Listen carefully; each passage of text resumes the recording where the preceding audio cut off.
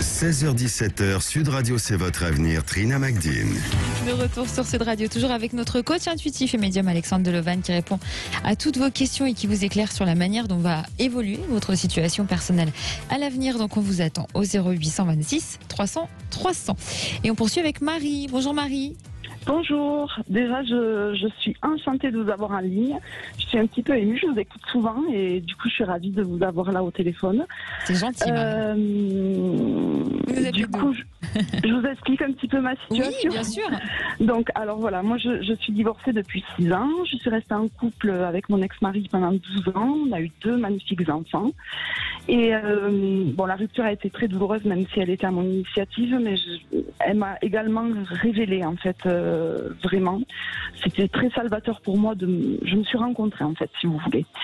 Et donc là, le but de mon appel, en février 2020, un de mes amis m'a recontacté et j'avais rencontré en fait déjà cet ami 2 fois auparavant dans des circonstances joyeuses et tragiques, on va dire. La première joyeuse, c'est en fait son père, qui était un très très bon ami à moi, même on va dire un père spirituel. M'avait dit viens passer quelques jours à la maison, je te présenterai mon fils, tu vas voir, je suis sûre que vous allez bien vous entendre. Et effectivement, il avait raison. On s'est très très bien entendu. Voilà, on a passé des vacances et ça s'est arrêté là en fait. Et la seconde fois où on s'est vu, c'était des circonstances tragiques, comme je vous disais, c'était donc au décès de son papa l'année dernière, qui nous a bouleversés. Moi j'ai perdu quelqu'un que j'aimais énormément. Et voilà. Et du coup, son fils me contacte en février de manière très cordiale pour savoir comment je vais, etc. Bon, ça s'arrête là. 1 mois et demi plus tard, je fais un rêve très perturbant où nous sommes tous les deux dans un torrent, où lui se noie, où j'essaie de le sauver, j'y arrive pas. Voilà. Au réveil, je lui envoie un SMS pour m'assurer qu'il allait bien. Il me dit, écoute, c'est bizarre que tu me dises ça. Je suis en train de me séparer de ma compagne et je vais pas très très bien. Et du coup, ça a commencé comme ça. On a commencé à s'appeler en visio 1 fois, 2 fois par jour, 1 heure, 2 heures par jour. Une relation très particulière où au départ on parlait donc de sa rupture et du deuil de son papa, mais ça a très vite été une relation, on va dire, normale où on parlait de tout, de rien, de sujets graves, de sujets très légers, où on a pleuré ensemble, on rigolait aux larmes aussi. Et voilà, il habite, voilà, c'est très important, à 800 km. Mais nous étions confinés, donc la distance n'était pas trop un obstacle. Oui.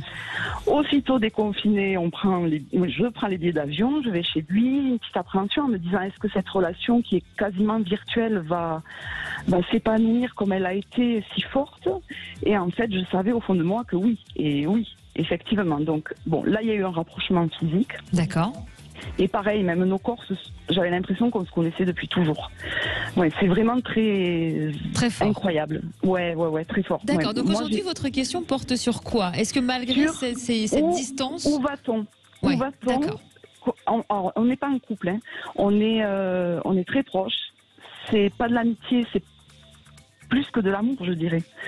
Mais voilà. Vous n'êtes pas en couple? On n'est pas en couple, non, on n'est pas en couple. On a passé 15 jours d'été là ensemble, ça s'est merveilleusement bien passé, mais on n'est pas en couple. Pourquoi? On n'est pas. D'une part, je pense la distance. Oui. D'autre part, moi j'ai mes enfants, j'ai ma vie, et il sait, hein, tous les deux on sait qu'on s'aime très fort, mais voilà, je pense que lui est pas forcément prêt. Moi, je le suis, mais je veux pas tout gâcher non plus, même si je sais, voilà, je ressens des choses que j'ai jamais ressenties.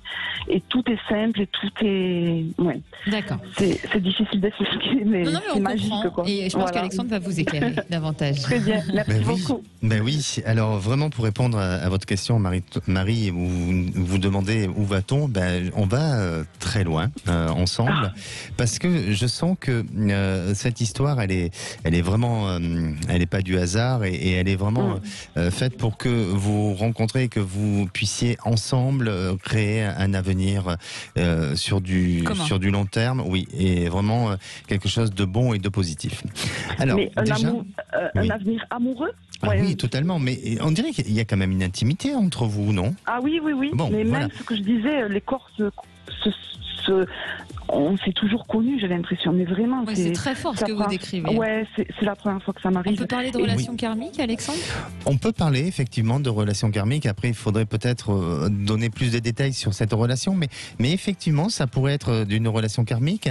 Ensuite, moi, je sens que lui, il se protège. C'est-à-dire que lui a tendance à vouloir mettre un peu de frein parce que il a peur de ne pas pouvoir gérer et le fait que vous soyez à distance et tout ça. Alors, de ce qui semble ressortir aussi, c'est que vous avez sur le plan administratif pas mal de choses à régler par rapport à l'endroit où vous êtes, où vous vous situez géographiquement aujourd'hui, et c'est ce qui vous bloque un petit peu pour pouvoir aujourd'hui peut-être prendre une décision et de se rapprocher de lui. Mais dans l'avenir, vous êtes vraiment amené à pouvoir avancer. Vous êtes même dans un projet commun qui va pouvoir se faire. Il faut juste laisser ce temps se mettre en place. Lui, de son côté, d'un point de vue familial aussi, il a peut-être la peur du regard vis-à-vis de l'histoire, comment elle s'est construite ensemble. Et donc, c'est pour ça qu'il peut vouloir pas mettre un frein, mais ne pas se précipiter sur l'évolution de la relation. Mais vraiment, on dirait que c'est vous qui êtes plus amené à aller vers lui et à vous déplacer vers lui que lui vers vous. Alors peut-être parce qu'il a des contraintes professionnelles, mais aussi parce qu'il y a un endroit, il y a un lieu dans l'avenir qui n'est pas un lieu pour tout de suite, mais qui va pouvoir être destiné à construire une vie ou à faire quelque chose. Donc je ne sais pas si déjà vous avez quelques idées sur ça, mais en tout non, c'est parfait. En tous les cas, ça va être bon, ça va être positif. Donc il faut vraiment laisser le temps, et je crois que lui, il faut vraiment qu'il avance à son rythme. Et pour vous, en fait, il y a une évidence qui s'installe. Exactement, c'est évident. Voilà. C'est évident, c'est comme si on s'était toujours connus. Et en plus, la rencontre via son père, qui n'est plus là, il y a des petits signes, je sais pas. Vous pensez que c'est le destin, tout ça? Ouais, tout à fait. Moi, je dis, c'est ton père qui a fait qu'on s'est rencontrés. Moi, c'est pas possible autrement. Mais vous savez, Trina pense que c'est karmique. Donc effectivement, je vous pose la question. Moi, je vous pose la question, Alexandre. Vous avez raison, Trina. Mais non, vous avez raison. Moi, je pense que parfois il y a des relations comme ça qui sont karmiques, en tous les cas qui sont amenées à être sur notre chemin pour réparer quelque chose sur le plan karmique. Et puis après, ce sont aussi des rencontres des flammes jumelles ou des sœurs jumelles. Vous voyez, il y a quelque chose, tout ça qui ne s'explique pas, mais qu'on doit vivre et qui se vit exactement. Et puis la distance. L'amour n'a pas de distance, donc il faut juste du temps pour mettre en place les choses, pour organiser les choses, mais vraiment... Combien de temps à peu près, Alexandre? Je pense que ça va se précipiter, parce qu'à un moment donné, ça va devenir pour tous les deux, pour vous, Marie et votre compagnon, difficile de pouvoir gérer à distance. Donc je dirais que d'ici 1 an, il y a pas mal de choses qui vont bouger, mais vous avez pas mal de choses à régler sur le plan administratif dans un premier temps, c'est ce que je ressens. Merci en tout cas pour votre beau témoignage, Marie. Merci beaucoup, merci à vous. On vous souhaite plein de bonheur. À bientôt. Au revoir.